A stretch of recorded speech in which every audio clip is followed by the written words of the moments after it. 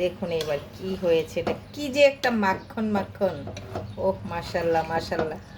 আমি তো রোজা, এখনই আমার খেতে ইচ্ছা করছে। আল্লাহ সুবহানাল্লাহ, তোটা লোভনীয় লাগছে আলহামদুলিল্লাহ। একটা স্পেশাল মুরগির মাংস, প্রতিদিন সুন্দর হয়েছে। তো আমার রান্না ডান। আসসালামু আলাইকুম, কেমন আছেন সবাই?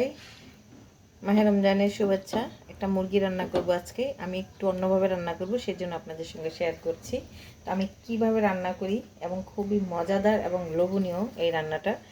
আশা রাখছি ভালো লাগবে, দেখতে থাকুন ভিডিও। তো এই তো প্রথমত পেঁয়াজ দিয়ে দিচ্ছি।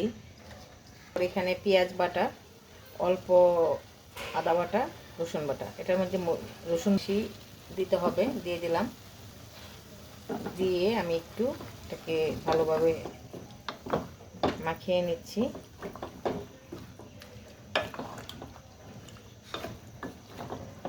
আমার আলু যেহেতু পছন্দ, সেই জন্য আমি আলু দিয়েছি। আলু না দিলেও পারবেন, স্কিপ করতে পারেন। তারপর দিয়ে দিচ্ছি সাদা তেল, এই আর কি। দিয়ে দিচ্ছি লবণ, দিয়ে দিচ্ছি গোটা মশলা, তেজপাতা, একটু নেড়ে চেড়ে নিচ্ছি।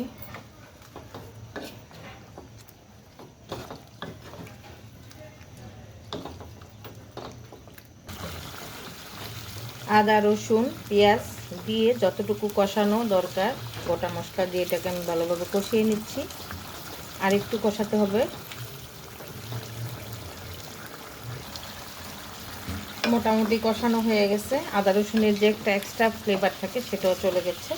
এখানে আমি 3 আইটেমের বাদাম দিয়েছি, কাজু পেস্তা। বাদামটা দিয়ে দিচ্ছি, এটা দিয়ে একটু নেড়ে চেড়ে নিচ্ছি। তারপরে দিয়ে দিচ্ছি ধনিয়া গুঁড়া, একটু লাল মরিচের গুঁড়া, একটু জিরা গুঁড়া। ভালো করে নেড়ে চেড়ে, শুকিয়ে গেছে একদম। তখন দিয়ে দিচ্ছি টক দই।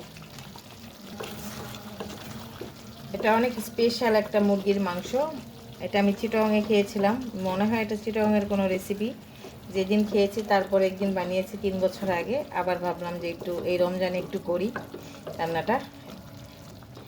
একটু চুলার তাপটা বাড়িয়ে দিই। মোটামুটি সিদ্ধ হয়ে গেছে।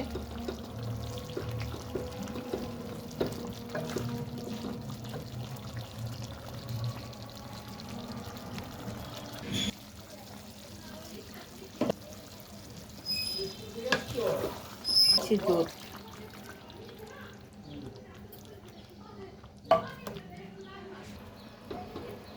একদম টকবগে বলক উঠে গেছে। দেখুন মাশাআল্লাহ, কি যে সুন্দর কালার আসছে। আমি কেন স্পেশাল বলছি এখনই দেখাচ্ছি। সেটা হচ্ছে এই যে দেখুন, দেখেছেন? বলেন তো কি এগুলো? খেজুর। এই খেজুর দিয়ে আমি আজকে এই মুরগির মাংসটা রান্না করব। এখন খেজুর দেওয়ার টাইম হয়েছে। বিচিগুলো ফেলে একটা একটা করে দিয়ে দিচ্ছি বিসমিল্লাহ বলে। এই এটাও সিদ্ধ হবে আস্তে আস্তে। এটা দিয়ে আর বেশি নাড়াচাড়া করা যাবে না। এখন আর আমি ঢাকনা দিব না, ঢাকনা খুলে রাখবো। তারপর আমি দিয়ে দিচ্ছি বেশ অনেকগুলো কাঁচামরিচ। আঠাটা আমি একটু কেটে দিয়েছি যাতে ঝালটা বের হয়। তাতেই হবে না, যেহেতু এটা একটু মিষ্টি আইটেমের হবে। তো আমি আরও কিছু কাঁচামরিচ চিড়ে এখানে দিয়ে দিয়েছি। তো এই তো এখন আস্তে আস্তে হইতে থাক। দেখুন কতটা লোভনীয় লাগছে মাশাআল্লাহ। এখন আমি লবণ কীভাবে টেস্ট করব আমি জানি না, যাই হোক যেমন হয়েছে। এখন দিয়ে দেব কিছুটা বেরেস্তা, টেস্ট আরও বাড়ার জন্য। এই তো হয়ে গেছে আমার রান্নাটা, কাছাকাছি অনেকটা হয়ে গেছে। এখন শুধু আরেকটা জিনিস হবে।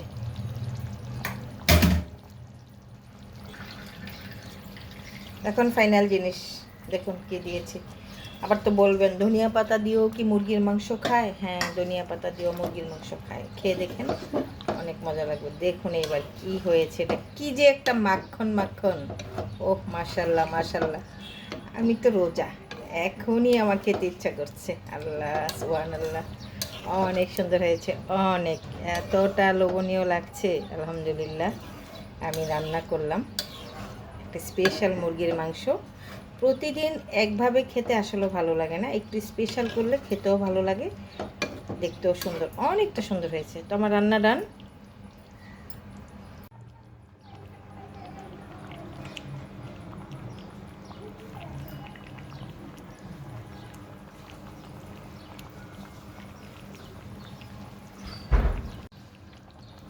একদম রান্না কমপ্লিট, তুলে ফেলবো এখন।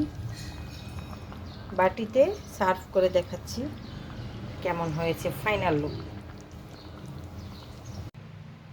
রান্নাটা একদম সুন্দর করে সাজিয়ে ফেলেছি, দেখুন সুন্দর হয়েছে না বলেন? রমজান মাসে এরকম একটা ঠান্ডা ঠান্ডা মুরগির মাংস, ঝাল মিষ্টি টক সব মিলিয়ে অসাধারণ একটা রান্না হয়েছে। তো যদি ভালো লাগে টাইমলাইনে রেখে দিবেন, কমেন্ট করে জানাবেন কেমন হয়েছে। আর চেষ্টা করবেন একটু বাসায় বানিয়ে খাওয়ার জন্য, পরিবারের সাথে ভালো লাগবে এই রমজানে। তো ভালো থাকবেন সবাই, বিদায় নিচ্ছি আপনাদের কাছ থেকে। আল্লাহ হাফিজ, আসসালামু আলাইকুম।